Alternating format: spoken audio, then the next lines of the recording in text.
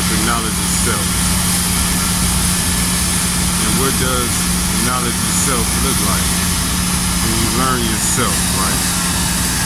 To know what's your strength and to know your weaknesses. And once you learn your strengths, you begin to build on your strengths, to cultivate more power into your strengths, so to speak, to build on your strengths. And then when you learn your weaknesses, you work on your weaknesses. Say, okay, if you're weak in a certain area, you want to strengthen yourself in that area. So while you're working on your strengths, you're working on your weaknesses. That's having the knowledge of self, being conscious of that on an everyday basis, working on your strengths and working on your weaknesses. You want to turn your weaknesses into strength, and you want to continue to build on your strengths that you already have. Cultivate and grow your strength. And what I found is when you create a regiment around your strengths, a regiment around your goals, that protects it. That protects your agenda or your ambition or your vision, your overall vision. When you create a regiment around the knowledge of self. The knowledge of self meaning it's layers to, by the way, it's layers to this knowledge, right? Because it's many types of strengths within a given individual, and then there could be possibly many different types of weaknesses. And so it's levels to building on your strengths, and levels to strengthening your weaknesses, right? But long as you're conscious of these things and you're working on it daily, you're going to be successful in your life. And the more you become successful, the more you're going to want to keep striving, because you're going to start to gain benefits from these practices. And you're going to start to see results. It's just like when you exercise. When you exercise your body, and we like to use the word consistent. Oh yeah, he consistent. The same way you consistent in the physical exercise, that's good. If you're consistent in physical exercise, that means you can be consistent in mental exercises. Now because you want to have both of those components reflecting and coinciding with each other. You want to be able to be consistent in physical exercise and strengthening your body, and you want to be able to be consistent in mental exercises, strengthening your mind. But whatever angle you start from is good. And so now, I want to go back to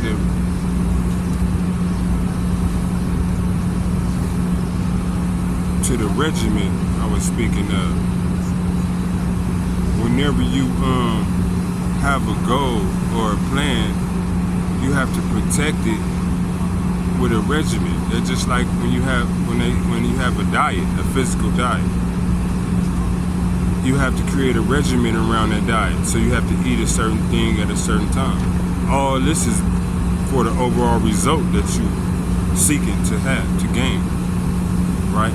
And that's the same thing with everything else in life, mental and spiritual. You have to create a regimen around it to protect it, to grow into it. And this is how you come to realize certain things. You come to believe in yourself more within the regimented plan. The regiment, it blocks out the distractions, because this is a regimented process that you're utilizing every day, or you're manifesting it through your acts every day. So if you have to have something to do, the regimen is, you have a schedule. Like a schedule can be considered a regimen. You have a schedule. I'm finna go right here and do this. I'm gonna go right here and work out at the gym, and then after that, I'm gonna go over here to this class that I have, and after this, I'm gonna go to my little job, this job that I have, and after that, you know what I mean, then I'm gonna go home. It's like a regimen, so to speak, because you have a schedule. You don't have time for nothing outside of that, right? Because you're on a regimented plan and you have an objective that's going to then result in an overall success or benefit, right? It's going to be beneficial for you to stay on that regimented plan because it's going to cause you to elevate and be successful over time,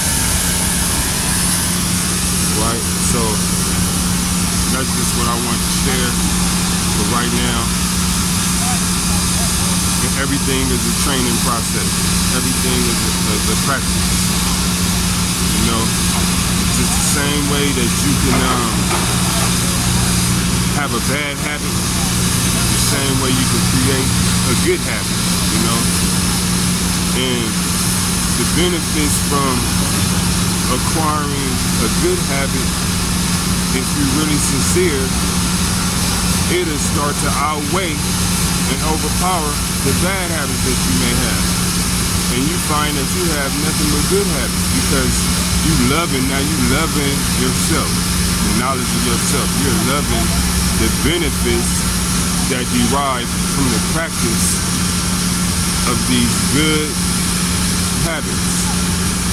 And so that causes you to let go of the bad habits because you start to have a vision now. You start to feel good about yourself because you're benefiting from these good habits and these good practices.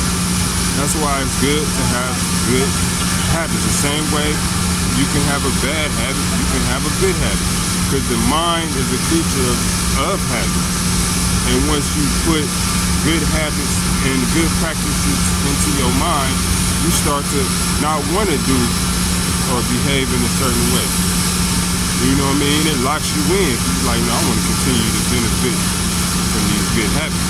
So, good habit and bad habits, one of them you have to let go. Like, one gonna overpower the other. You know?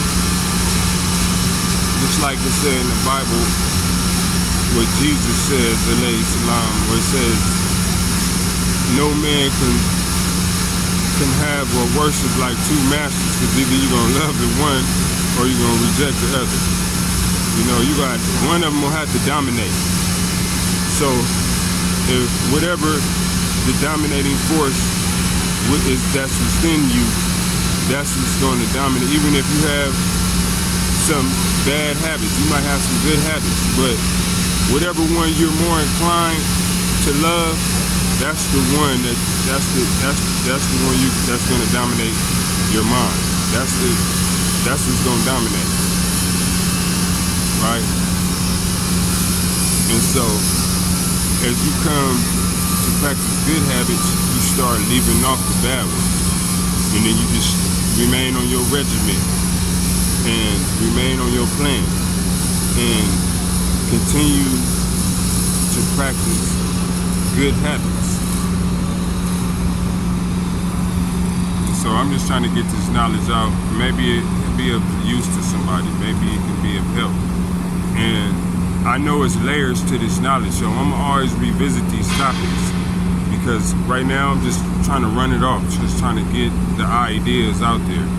But it's not as organized as how I want it to be, but over time I'll be able to organize it and put it in a more perspective, a step-by-step perspective where you can understand it. So I'm going to leave you with that. I'm going to conclude with this session saying peace and blessings be upon you, and know that when you practice good things, it resonates more. The same way if you practice negative things, that gonna resonate more. So remain on a positive note and practice good behavior patterns and practice good regimens. And with that being said, this is Too Cool the Poet. Peace and blessings be upon y'all. One love. All praises are due to the Almighty, the one and only, the true.